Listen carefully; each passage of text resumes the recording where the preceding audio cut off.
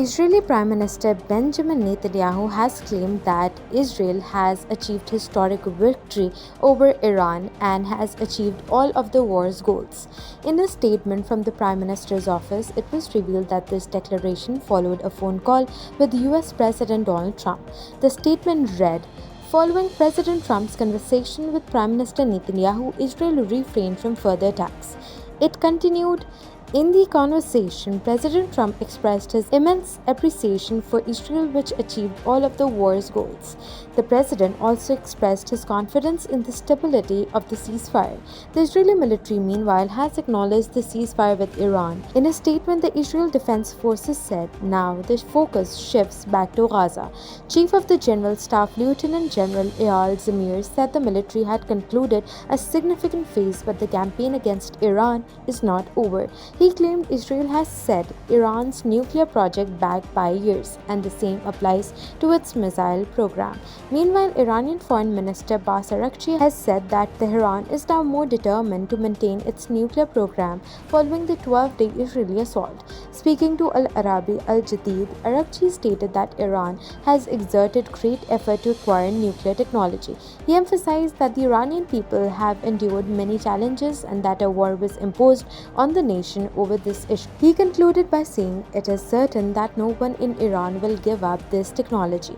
US President Donald Trump, meanwhile, posted on his social media platform Truth Social, saying, "Both Israel and Iran wanted to stop the war equally. It was my great honor to destroy all nuclear facilities and capability, and then stop the war." Trump had earlier lashed out at both countries, accusing them of violating the ceasefire he helped broker with Qatar. He reportedly used an expletive while speaking to reporters, saying that the country knows what they are doing.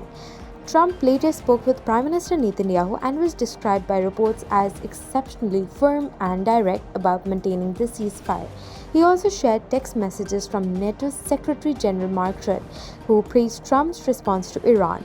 Meanwhile, Iran's President Masoud Pezeshkian said the country would not violate the ceasefire as long as Israel also upheld its terms. Speaking in a phone call with Malaysian Prime Minister Anwar Ibrahim, Pezeshkian said if Israel does not violate the ceasefire, Iran will not violate it.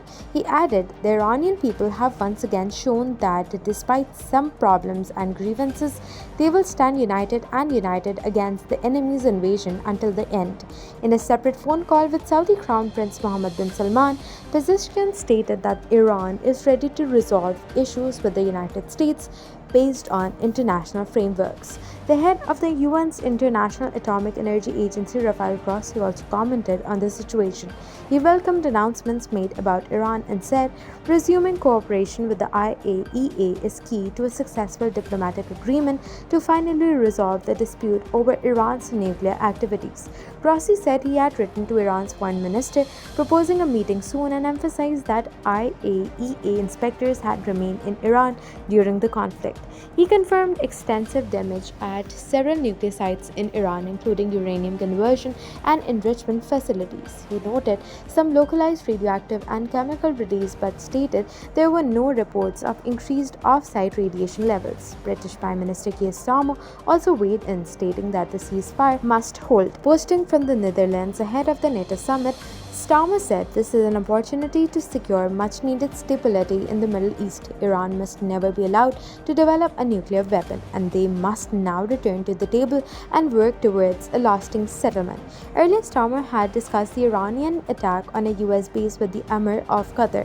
Meanwhile, the UN Human Rights Office has called the reported Israeli strike on Iran's Evin prison a grave breach of international law. Spokesperson Tamim al-Khatib stated, "Evin prison is not a military objective, and targeting it constitutes a grave breach of international humanitarian law." As global attention remained fixated on the Israel-Iran conflict, Israeli attacks in Gaza continued without pause.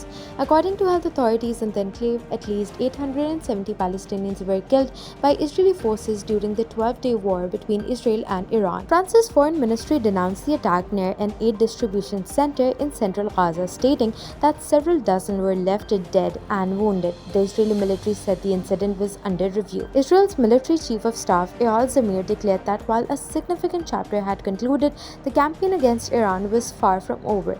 According to a military statement, Zamir emphasized that Israel's current focus includes returning to Gaza to bring back Israeli hostages and dismantling Hamas's rule. Meanwhile, the British food retailer, the Co-op Group, announced it will cease sourcing products and ingredients from 17 countries including Israel due to internationally recognized human rights abuses and violations of international law. The company, which operates over 2,300 food stores across the United Kingdom, confirmed that it would stop selling carrots from Israel beginning this month. The prohibited list also includes countries such as Afghanistan, Belarus, Iran, Libya, Russia, Syria, and Mali. Debbie White, chair of the Co-op Group board, stated that the decision reflects the company's long-standing commitment to ethical sourcing and peace building, noting that the voices of its members had been listened to and acted upon. On the ground in Gaza, civil defense officials said Israeli forces killed 25 more people as they waited for aid in the southern part of the territory. This brings the total number of aid seekers killed in similar incidents to at least 46. Civil defense spokesman Mahmoud Basal told AFP that Israeli forces targeted civilian gatherings with bullets and tank shells near the Al-Alam and Al-Shakush areas in northwest Rafah, about 2 kilometers from a US-backed aid distribution point. Pakistan's Defense Minister Khawaja has condemned Israeli aggression against Iran, calling it unjustified and unprovoked. In an interview with Iranian state media, Asif criticized what he described as Western hypocrisy and double standards, accusing the International Atomic Energy Agency of selective behavior and lacking accountability in monitoring Israel's nuclear activities. The ongoing conflict between Iran and Israel erupted on June 13 and escalated over 12 days after the US carried out strikes on 3 Iranian nuclear sites. Iran responded with missile attacks on Tel Aviv and later targeted US bases in Qatar. A ceasefire was eventually announced by US President Donald Trump. Asif emphasized that Iran has never initiated war, unlike the United States and Israel, whom he blamed for the breakdown of diplomacy and the start of hostilities. He stated, unlike Iran, the Westerners have destroyed the opportunity for diplomacy and are the cause of the beginning of the aggressions of the Zionist regime and the United States. He pointed out that Israel, a non-signatory of the Nuclear Non-Proliferation Treaty, remains unchecked even as it continues military actions in Gaza, Yemen, and now Iran. Asif labeled Israel's conduct as reckless, accusing it of deliberately destabilizing the region. He condemned what he called terrorist attacks by Israel and the US strike on Iran's nuclear facilities, calling them violations of international law, the UN Charter, and basic humanitarian norms. Meanwhile, Pakistan's leadership has officially welcomed this ceasefire. Prime Minister Shehbaz Sharif reassured Iranian President Masoud Pezeshkian of Pakistan's support at all diplomatic forums, including the United Nations Security Council and the Organization of Islamic Cooperation. He called for the restoration of peace through dialogue and diplomacy, urging all parties to adhere to international law.